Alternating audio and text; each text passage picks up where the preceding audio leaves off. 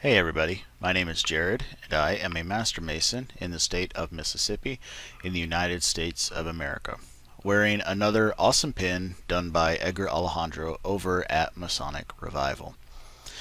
So here we are, we're done with the staircase lecture of the Fellowcraft degree, or the second section lecture, and now we're going into another lecture that focuses on geometry and deity, and it reads like this. It alludes to geometry, the first and noblest of sciences, the basis on which the superstructure of Freemasonry is erected. By geometry we may curiously trace nature through her various windings to her most concealed recesses. By it we discover the power, wisdom, and goodness of the Grand Artificer of the universe, and view with delight the proportions which connect this vast machine. By it we may discover how the planets move in their different orbits, and demonstrate their various revolutions. By it we account for the return of the seasons, and the variety of scenes which each season displays to the discerning eye. Numberless worlds are around us, all framed by the same divine artist, which roll through the vast expanse, and are all conducted by the same unerring law of nature. A survey of nature, and the observation of her beautiful proportions, first determined man to imitate the divine plan, and study symmetry and order. This gave rise to societies, and birth to every useful art. The architect began to design, and the plans which he laid down, being improved by experience and time, have produced works which are the admiration of every age. The lapse of time, the ruthless hand of ignorance, and the devastations of war have laid waste and destroyed many valuable monuments of antiquity on which the utmost exertions of human genius have been employed. Even the Temple of Solomon, so spacious and magnificent, and constructed by so many celebrated artists, escaped not the unsparing ravages of barbarous force. Freemasonry, notwithstanding, has still survived. The attentive ear receives the sound from the instructive tongue, and the mysteries of Freemasonry are safely lodged in the repository of faithful breasts. Tools and instruments of architecture, and symbolic emblems most expressive, are selected by the fraternity to imprint on the mind wise and serious truths, and thus through a succession of ages are transmitted, unimpaired, the most excellent tenets of our institution. The sacred name of deity, before whom we should all, from the youngest entered apprentice to the worshipful master who presides in the east, with reverence most humbly bow. Now, if you are a Mississippi Mason, or if your jurisdiction uses the same ritual that we do, then you likely noticed that I left out several words that are not considered secret, but I had to leave out those words in order to make the words I could say make some sense. Nevertheless, you notice that there was a gap in the speech there, and that is because there is just a little bit that is not written down, and therefore I cannot share it. And rather than share half of a sentence, I just left the whole darn thing out and picked up where it made some sense. But now let's dig into this some. So there is a ton of information, and rather than parse this out like I did the staircase lecture, I think we're going to kind of wrap things up here in the Fellowcraft degree and just touch on some highlights and hope that it encourages you to go out and do some study on your own. So you're going to see some things here that I touched on in the last video, sort of that domino effect and observation and other things. So let's talk about it just briefly. Here in the first paragraph, we talk about how using geometry we can trace nature from her various windings to her most concealed recesses. And I have another YouTube channel that's all about gardening and little family farm stuff, and I think it's pretty clear that whenever I'm out working in a garden, I see a brand new plant start to grow, or I see just about anything. It makes me think of this line and how we can observe so much of nature.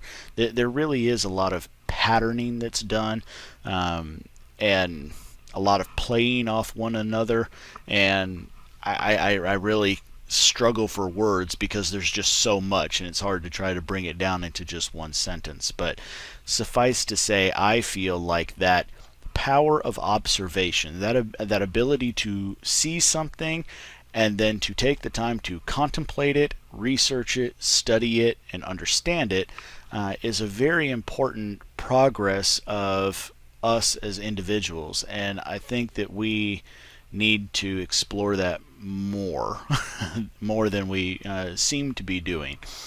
And in doing that, we not only discover how we think nature works, but it really brings to light what, as it's phrased here, the Grand Artificer of the universe, the grand artist, in other words, deity or God. And to really appreciate, man, that is amazing how all of these things work together and how we can find patterns from the smallest of things to the largest of things and go, wow, it's just really awe-inspiring. So the next section of this really ties right back to the section we just got done speaking about in the last video, where we're talking about astronomy and discovering how the planets move in their different orbits. So I'm going to jump right past that and let you review it further on your own time. Then we talk about this wonderful domino effect, and this goes back to, in my opinion, the staircase lecture itself, and specifically again the 7 liberal arts and sciences, and how learning at one level leads to a progression at a learning of a second level, but how if we try to jump straight to the second level, we won't be as well off because we have removed the foundation we needed from the first level. So it's neat for me to think about how it talks about the observation of nature and how man, wondering about just how all of these things work together, was the inspiration that caused man to say, well, why does it do that? Or maybe to go in a different order, hey, look at how nature does it, I'm going to do it. And then later we try to understand why. Why does nature behave in that way? And in following this domino effect of monkey see, monkey do, and then trying to understand it, we start to develop certain sciences, like an architect being able to design. And I'll skip the rest of the description there since I've already read it, but the point is to focus on that path. Is similar to the process you're having to go through in becoming an entered apprentice, and then a fellow craft, and then a master mason. We have these dominoes in place, and we've got to knock down the first one before we get to the second. Then we jump into, having now talked about architecture, we talk about the predominant structure throughout the 3 degrees of ancient craft masonry, which is the Temple of King Solomon, and how that despite how beautiful it was and how much effort was put into making it, still mankind can ruin anything that's good if we try hard enough. And so that is used as a stepping stone to talk about how, despite that, Freemasonry has still survived. And we talk about sort of how we teach in Freemasonry. Sometimes you hear it called mouth to ear, like you hear in the words that are used here. The attentive ear receives the sound from the instructive tongue. So we teach mouth to ear, or to say it in perhaps a more common way, we parrot back to each other what we're trying to learn, and then through repetition hopefully be able to retain it. And that those mysteries that are a part of that are safely lodged in the repository of faithful breasts. So in other words, that because men kept it to themselves and held on to that information and then turned around and when the time was right repeated it to a person who needed to know it, and then that person actually listened and they stored it within themselves, and then again later we repeat the process because that process happened. That is something mankind cannot destroy. And so it's an important lesson on why we learn the way that we do. We talk about the tools and instruments of architecture. There's the symbolic emblems that are used, and the point that they are there to imprint on your mind wise and serious truths. So we're using these things because symbols are just wired into our brains, and we get them and we can understand them, and how one little symbol can mean an entire book worth of information to us. So we use those symbols for the purpose of education for a reason, to imprint on our minds these wise and serious truths. Okay. All right, so then we sort of skip just a little bit and talk about the sacred name of deity. And the importance part here is how we bring everybody on the level. We mentioned that not just the entered apprentice, not just the student, not just the young person, not just the person in a low class in society or who has a less than flashy job. Not only that person, but also the worshipful master of the lodge, the leader, the high society, the people of power, the adults, the whatever, opposite of the first that you want to try to relate to each other. All of them should with reverence most humbly bow to deity.